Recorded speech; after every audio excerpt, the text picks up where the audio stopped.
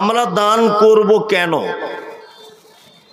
এক, দান করব কোথায়? দুই, দান করব কি? তিন, এই সব ব্যাপারে আমি কিছু কথা বলবো ইনশাআল্লাহ। একটা কথা মাথায় রেখে দেন, সেটা হচ্ছে এই যে আমাদের দৈনন্দিন জীবনে, অর্থাৎ ঘুম থেকে উঠে ঘুমোতে যাবার আগ পর্যন্ত, আচ্ছা, আমরা যে সমস্ত কাজ করি, বেশিরভাগ কাজ আল্লাহকে খুশি করার জন্যে না আপনার কাজের দ্বারাতে আল্লাহ রেগে যায় বেশি? কোনটা?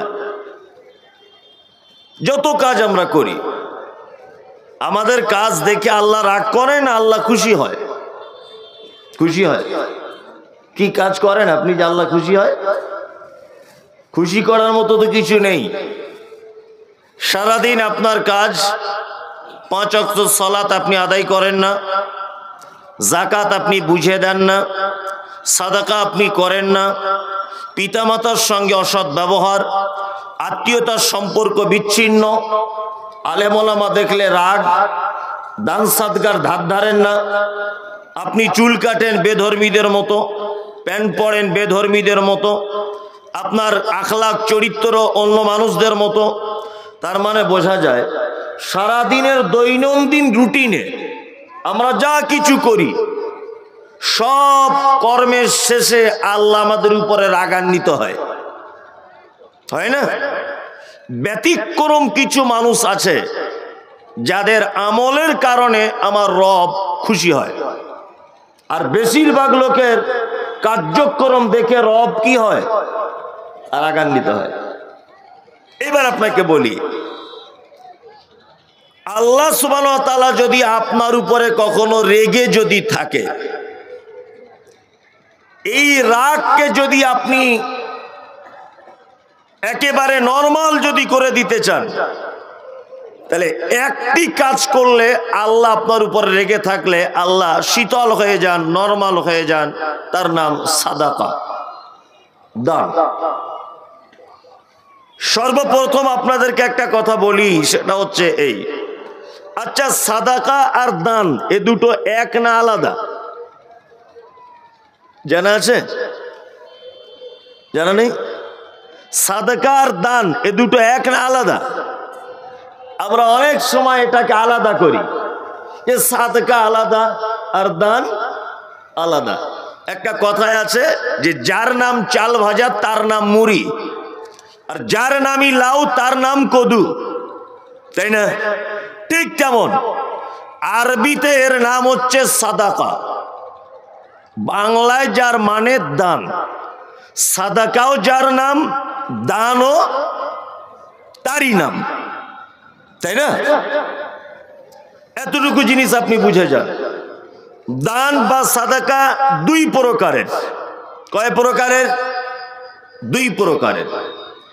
এক হচ্ছে ফরজ, যেমন আপনার সংসার পাতি চালানোর পরে আপনার টাকা পয়সা সমস্ত কিছু 1 বছর খরচা করার পরে 2 লক্ষ টাকা আপনার জমা আছে ব্যাংকে। এই টাকাটা আপনাকে যাকাত হিসাবে সাদাকা করতে হবে। যাকাত এটা কি সুন্নত না ফরজ? ফরজ। আর একটি হচ্ছে দান, আর একটি কি? দান। দান কাকে বলে?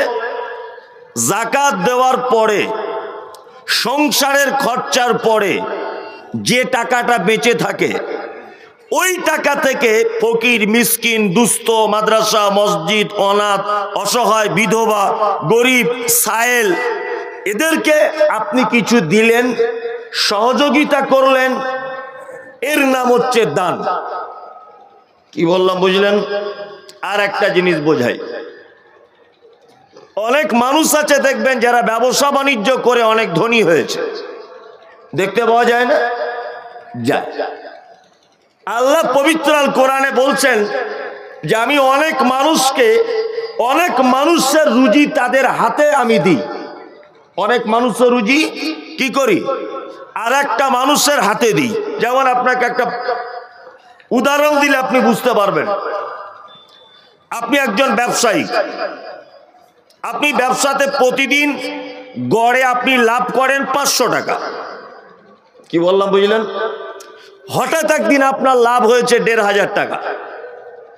হঠাৎ ব্যবসা থেকে বাড়ি এসেছেন দুপুর 2টোতে, বাড়ি এসে প্রচন্ড গরমের দিনে পাখা ছেড়ে দিয়ে আপনি ভাত খেতে বসেছেন। 1500 টাকা লাভ হয়েছে বলে আপনি বগল বাজিয়ে খুব আনন্দতে আছেন।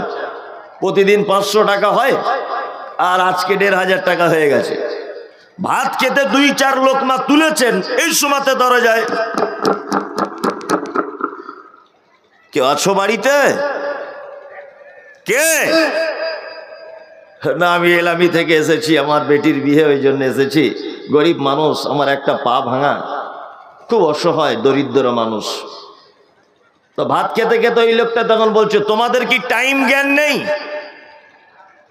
সারাদিন ব্যবসা থেকে ফিরে বাড়িতে পাকা চালিয়ে ভাত খেতে বসেছি, এই সময়তেই তোমাকে আসতে হলো? টাইম জ্ঞান নেই? যাও যাও যাও যাও যাও, অন্য বাড়িতে যাও। এগুলো আমরা করি কি করি না? অনেক সময় করি না? করি। এই যে অন্য জনের রুজি আপনার কাছে, আল্লাহ বলছেন তোকে প্রতিদিন 500 টাকা করে ব্যবসায় লাভ দিই, আজকে 1000 টাকা এক্সট্রা করে দিয়েছি। তার মানে ও পা ভাঙা লোক, ওর বেটির বিয়ে, ওর বেটির জন্য 1000 টাকা তোকে এক্সট্রা করে দিয়েছি। এখন তুই যখন ভাত খেতে বসবি তখন ও চলে আসবে অন্ধ লোকটা, ও চলে আসবে এতিম বাচ্চাটা, ও চলে আসবে অমুক মাদ্রাসায় চাউল নেই বলে, ও চলে আসবে মসজিদের কাজ হবে বলে, ও চলে আসবে মাদ্রাসায় বিল্ডিং করতে হবে বলে, তোর দরজাতে এসে আওয়াজ করবে। 1000 টাকাটা ওদের, 1000 টাকাটা তোমার নয়। এখন তুমি যে ওকে ধিক্কার জানিয়ে বাড়ি থেকে তাড়িয়ে দিয়েছ, আল্লাহ ইচ্ছা করলে তারপরের দিন ব্যবসা লাভ তো দূরের কথা, তোমার পুঁজি পর্যন্ত ধ্বংস করে দিবে। এটা পারে কি পারে না? পারে। ওই জন্য বুঝে নিতে হবে, যেদিন লাভ বেশি হয়েছে, একটা অন্ধ লোকের পরিবার চালানোর রুজি আমার কাছে জমা আছে। মাদ্রাসার 2টো বাচ্চার খাদ্য আমাকে দিয়েছে, 2টো এতিম বাচ্চার পোশাক আমাকে দিয়েছে, একজন ফকিরের সারাদিনের সংসার চালাবার খরচা আল্লাহ আমাকে দিয়েছে। আমার কাছে তার সম্পদকে আল্লাহ সুবহানাহু ওয়া তাআলা জমা করেছেন। ও একটু পরে আসবে আমার দরজাতে, তাকে মাল দিয়ে দিতে হবে। কি বলছি বুঝতে পারছেন? এইবার একটা কথা বলি, ওইদিকে দেখে লাভ নেই, ওদিকে দোকান বসেছে। ওদিকে কি দেখছেন?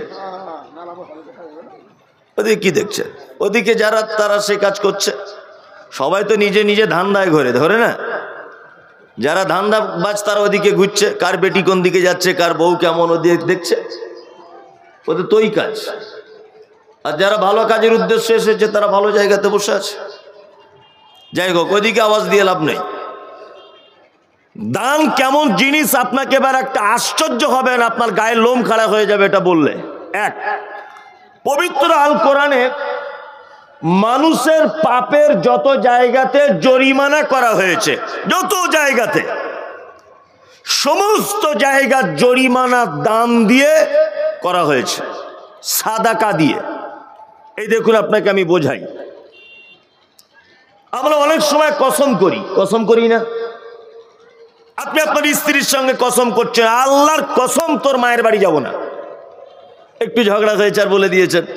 না, রাতের বেলা পাশাপাশি শুয়েছিলেন, পিরিত জমে গেছে, তারপরের দিন বলছে সত্যি তুমি যাবে না? বলছে না, আরে পাগল, ওটা এমনি বললাম, চল চলে যা আজকে দুপুরবেলা, চল। এই চলে গেলেন। রাতে বলেছিলেন আল্লাহর কসম যাব না, রাতে বলার পরে পিরিত জমে গেছে, সকালবেলা চলে গেলেন। আচ্ছা, এই যে আল্লাহর কসম বলেছিলেন, আপনি কসম রক্ষা করতে পারেননি। আচ্ছা বলুন তো, এর জরিমানা আছে না নেই? জরিমানা আছে। কি জরিমানা? প্রথম জরিমানা হচ্ছে তোমাকে 10টা মিসকিন খাওয়াতে হবে। কটা? 10টা। 2 নম্বর জরিমানা, তোমাকে 3টে রোজা রাখতে হবে। কটা? কসমের কাফারা প্রথম 10টা মিসকিন খাওয়াবে, তারপরে মিসকিন যদি 10টা খাওয়াতে না পারো তাহলে তোমাকে 3টা রোজা রাখতে হবে। এটা কসমের কাফারার জরিমানা। নাম্বার 2, আপনি হজ করতে গেলেন, হজে গিয়ে সাফা মারওয়া সাই করে দৌড়ানোর পরে মাথা নেড়া করতে হয়। আপনার জানা ছিল না বা ভুলে গেছেন, সাফা মারওয়া সাই করতে পারেননি।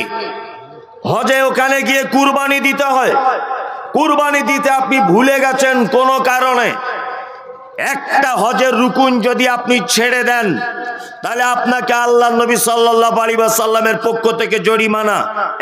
এক, তুমি সাদাকা করো। সাদাকা যদি করার সুযোগ না থাকে, মক্কায় থাকা অবস্থায় 3টে রোজা রাখো। মক্কা থেকে বাড়িতে আসার পর তুমি আবার 7টা রোজা রাখো। তার মানে ওইখানে 3টা আর এখানে 7টা, তোমার জরিমানা। প্রথম সাদাকা করো, সাদাকা করার সুযোগ যদি না হয়, টাকা পয়সা কম থাকে, ওখানে 3টে রোজা, বাড়ি এসে 7টা রোজা, 10টা রোজা তোমার জরিমানা। এটা হজের কাফারা হলো।